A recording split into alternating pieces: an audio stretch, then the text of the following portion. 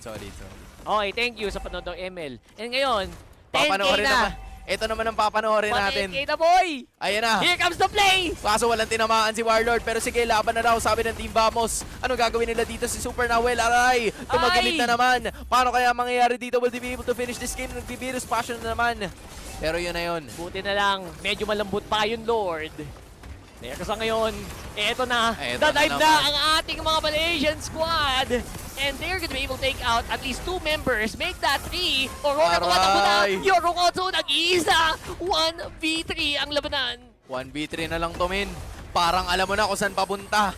Umaaray na si Yorokotsu. Ay! Lag-spawn ng biglaan yung Lag-spawn! Tigreal. Will they be able to defend this kahit paano para mas mapatagal pa nila si Nets? Medyo Na-clear! na damage output. Pero okay, buhay pa ang Micam Evolve sa pagkakataon na to, pero masyadong malayo. Hindi pa Nako! tumama yung sniper nitong si Yorokotsu. Pero sige, eto na, ibibigay na ng Team